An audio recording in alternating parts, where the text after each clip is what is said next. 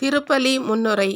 பரிசுத்த வாழ்வுக்கு பரிசு புது பிறப்படைதல் என்பதை உணர்ந்து வாழ இன்றைய திருப்பலி வழி இறைவன் நம்மை அழைக்கின்றார். ஆம், பரிசுத்தமாக நமது உடலையும் மனத்தையும் பாதுகாப்போம். மீண்டும் உயிருடன் எழுவோம். இயேசுவை போல. இயேசுவோடு உடனிருந்த சீடர்கள் இருளிலும் பயத்திலும் நம்பிக்கை இன்மையிலும் அறை கதவுகளை அடைத்து கொண்டு அச்சத்தால் அல்லலுற்றார்கள்.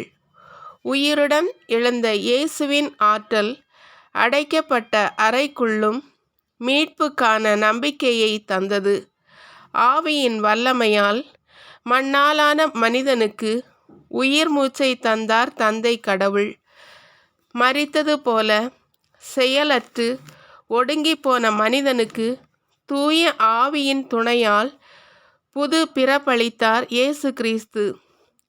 இயேசுவின் மனுக்குலத்தை பாவ சாப கட்டுகளிலிருந்து மீட்கும் வல்லமை உலக மக்கள் அனைவருக்கும் வழங்கப்படும் உரிமை சொத்து ஆகும்.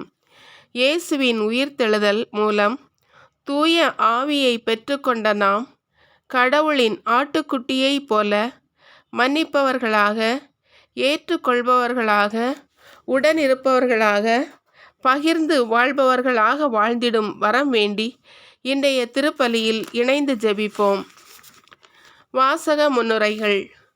முதல் வாசக முன்னுரை. இன்றைய முதல் வாசகம் திருத்தூதர் பணிகள் நூலிலிருந்து எடுக்கப்பட்டுள்ளது.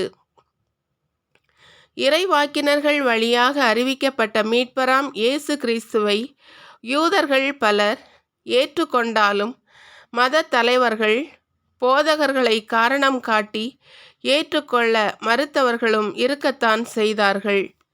தனி மனித வாழ்வில் தன்னை தாழ்த்துவதும் தன்னலம் துறந்து இயேசுவின் அன்பில் நிலைப்பதுமே உண்மை இறை நம்பிக்கையின் உன்னத வெளிப்பாடு. உயிர்த்த இயேசுவில் நம்பிக்கை கொண்டு சீடத்துவ வாழ்வு வாழ்ந்திடும் மனநிலை வேண்டி இன்றைய முதல் வாசகத்தை கவனமுடன் கேட்போம். இரண்டாம் வாசக முன்னுரை. இன்றைய இரண்டாம் வாசகம் திருவெளிப்பாடு நூலிலிருந்து எடுக்கப்பட்டுள்ளது.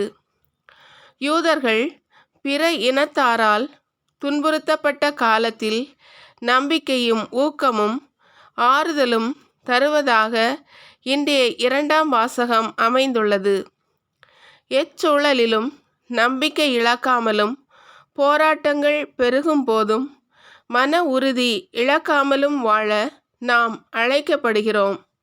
முதலும் முடிவும் ஆனவர் நம்மோடு இருக்கின்றார் என்ற நம்பிக்கையுடன் இன்றைய இரண்டாம் வாசகத்தை கேட்டு தியானிப்போம். திருப்பலி மன்றாட்டுக்கள்.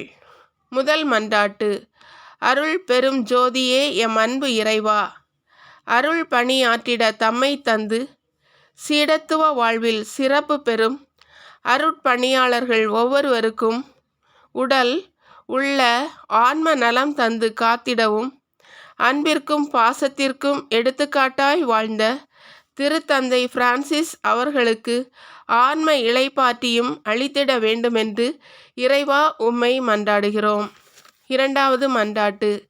இன்னலுற்றோர் மீது இரக்கம் காட்டும் எம் அன்பு இறைவா, கண்டுகொள்ளப்படாமலும் கைவிடப்பட்ட நிலையிலும் இலக்கை தொலைத்துவிட்டு தடுமாறி நிம்மதி இழந்து வாழ வழி அறியாது தவிக்கும் ஒவ்வொருவரின் துன்பத்தை துடைத்து நம்பிக்கையும் நல்வாழ்வும் தந்து காத்திட வேண்டுமென்று இறைவா உம்மை மன்றாடுகிறோம். மூன்றாவது மன்றாட்டு. மனிதரின் துயர் துடைக்க மண்ணகம் வந்த எம் அன்பு இறைவா, நீதியிலும் நேர்மையிலும் நிலைத்திருந்தும் துரோகிகளாலும் பொல்லாதவர்களாலும் நிந்திக்கப்பட்டு நிராகரிக்கப்பட்டு வாழும் ஒவ்வொருவருக்கும் பரிசுத்த வாழ்விற்கு பரிசு உண்டு, உயிர்ப்பு உண்டு, புது வாழ்வு உண்டு என உணர்ந்து துன்பங்களிலும் தளரா மன உறுதியுடன் வாழ்ந்திடும் வரம் தர வேண்டுமென்று இறைவா உம்மை மன்றாடுகிறோம். நான்காவது மன்றாட்டு. முதலும் முடிவுமானவரே எம் அன்பு இறைவா, நிலையற்ற இவ்வுலகின் செல்வங்களை எப்படியாவது அடைந்துவிட எண்ணி பொறாமை, பேராசை, ஆணவம், சண்டை, பகை, வெறுப்பு, நிம்மதியின்மையிலும் நிலை தடுமாறி தவிக்கும் மனித இனம் இயேசுவின் சிலுவை அன்பில் நிலைத்து அவரது அன்பினால் அவனியை வாழச் செய்திட வரம் தர வேண்டுமென்று இறைவா உம்மை மன்றாடுகிறோம். 5வது மன்றாட்டு.